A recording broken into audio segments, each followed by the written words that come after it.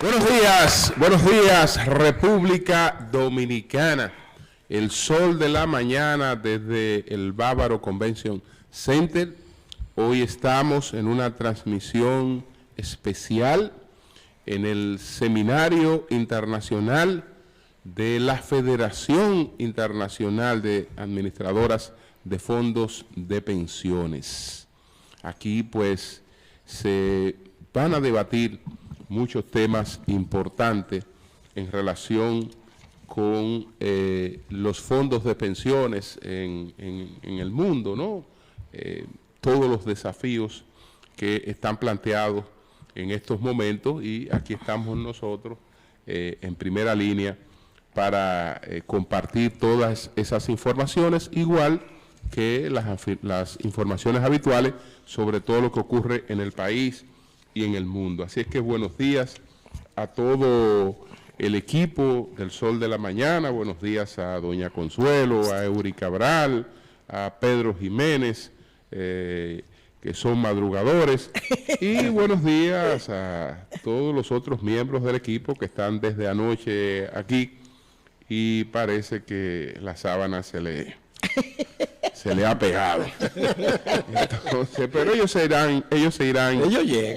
irán incorporando. Entonces, señores, miren, aquí estamos entonces reiterando desde el Barceló Bávaro Convention Center, ya llegó José La Luz también, en el Seminario Internacional de la Federación Internacional de Administradoras de Fondos de Pensiones.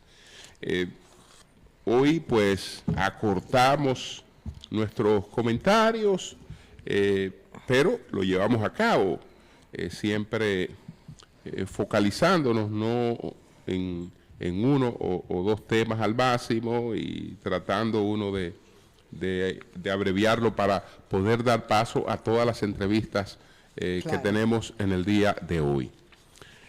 Ayer, que me voy a referir solamente a dos cosas, a lo que ocurrió en el Senado ayer en relación con Cámara de Cuentas, y un comentario sobre el señor Mantequilla que tengo desde ayer.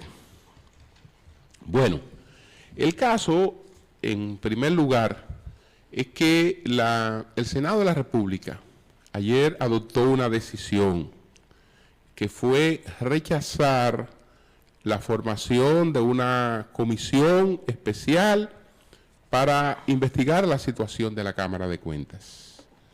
Y lo hace en base a un alegato que incluso puede ser entendible, porque lo que está planteando el Senado de la República es que ellos tendrían que actuar como jueces en cualquier situación que se presente en la Cámara de Cuentas, y que por lo tanto esa condición no los debe llevar a prejuicios, porque ellos, en caso de la aprobación de un juicio político, son en ese caso los terceros imparciales que van a escuchar a las partes. Entonces ellos dicen: no podemos ser juez y parte.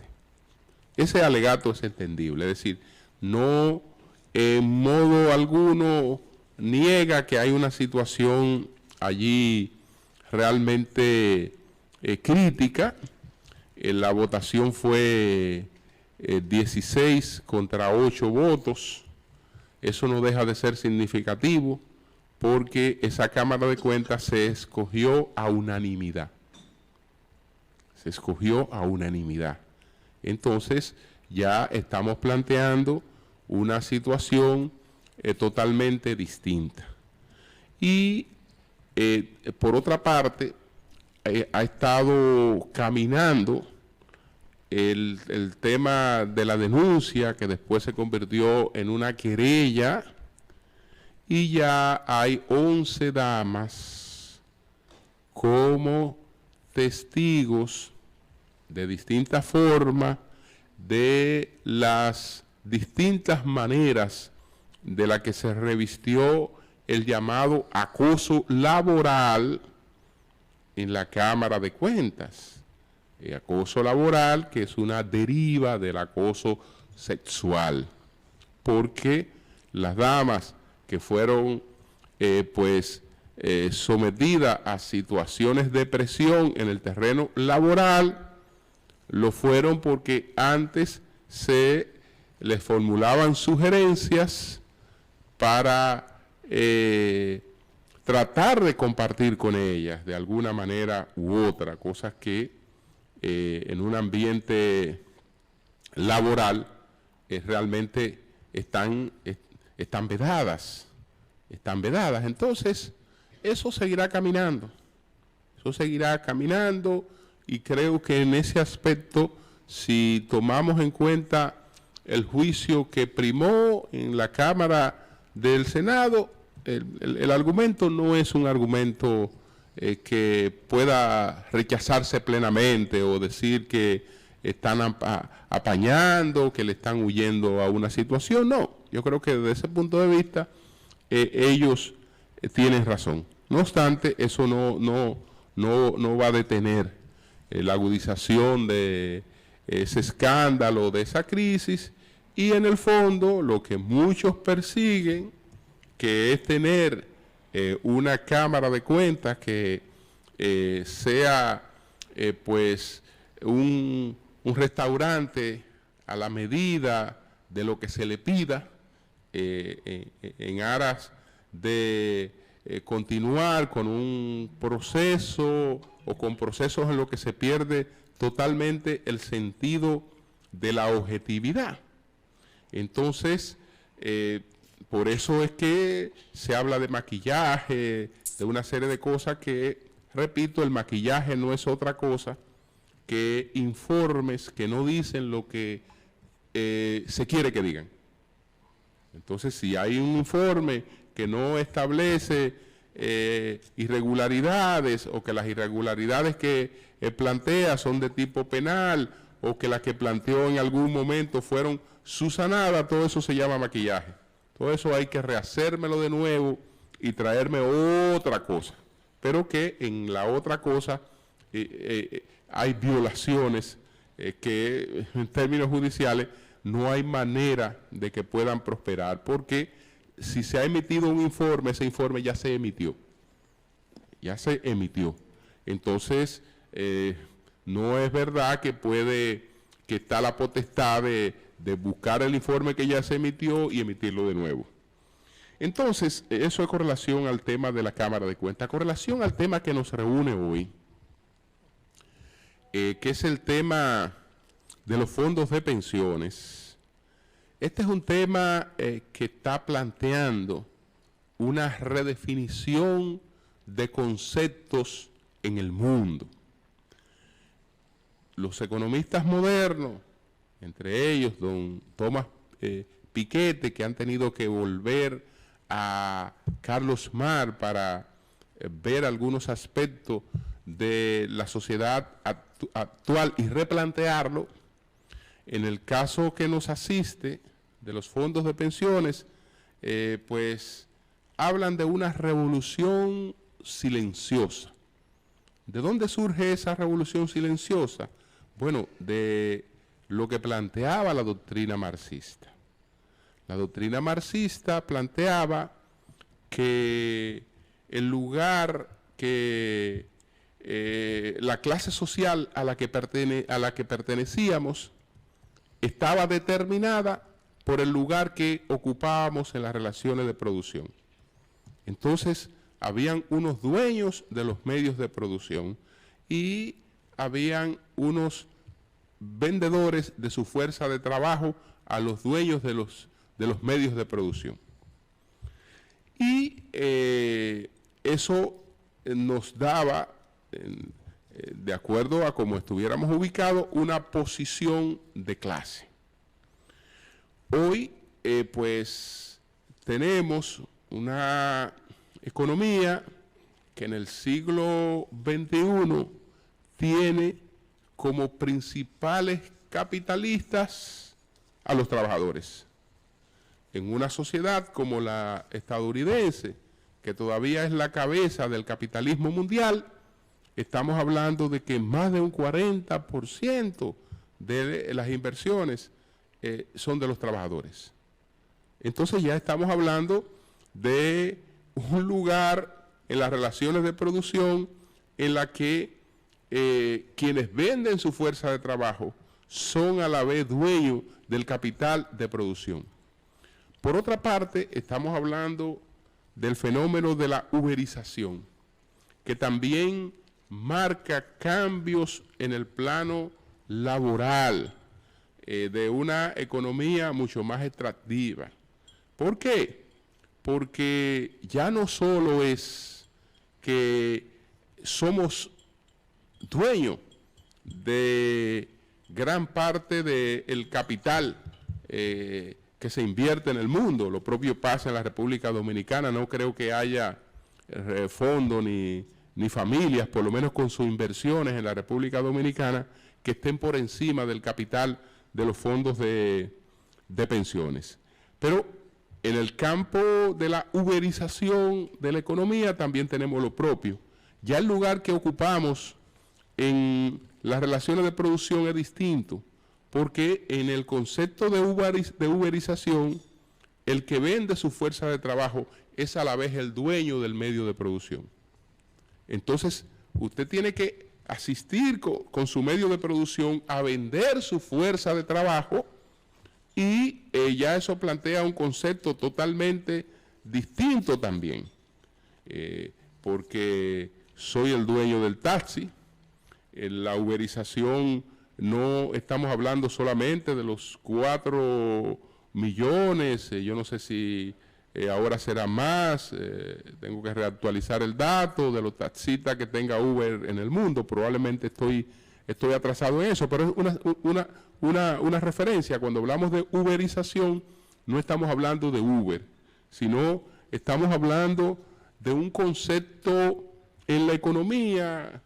Airbnb, por ejemplo, entra dentro de ese concepto.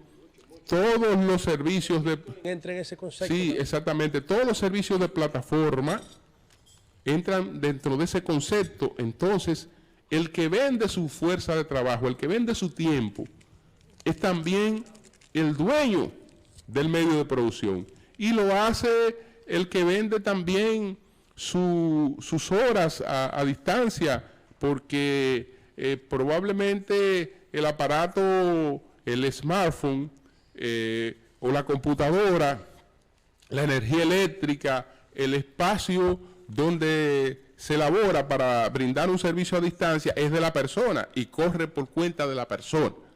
Entonces, eso es distinto.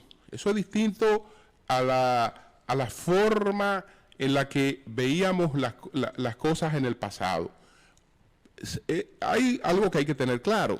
El hecho de que los trabajadores sean dueños hoy sean capitalistas, sean dueños del capital en cierta medida, en una proporción sumamente importante, no quiere decir que ellos determinan y toman las decisiones en relación con el capital, que ya por eso es que se plantean otras transformaciones. En Estados Unidos hay mucha insistencia en que los trabajadores tienen que tener un poder de decisión en el destino de las inversiones que se hacen y que no pueden con los fondos de pensiones hacerse inversiones que destruyan empleo.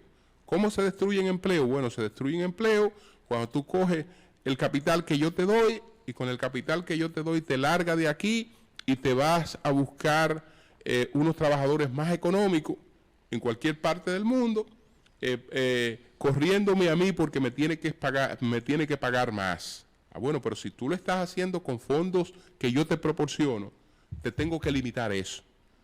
¿Por qué? Porque tenemos que fortalecer a los que fortalecen esos fondos de pensiones.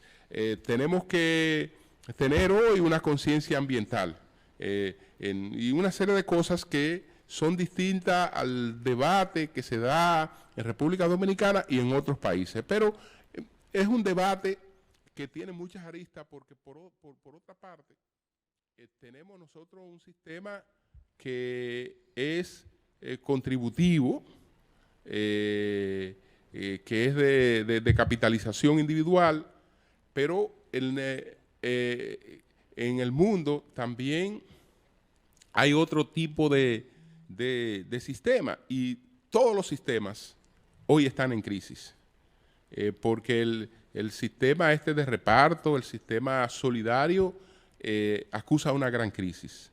La crisis de que como se está moviendo el piso del mundo laboral, el trabajador nuevo no está contribuyendo, o no está contribuyendo como se debe.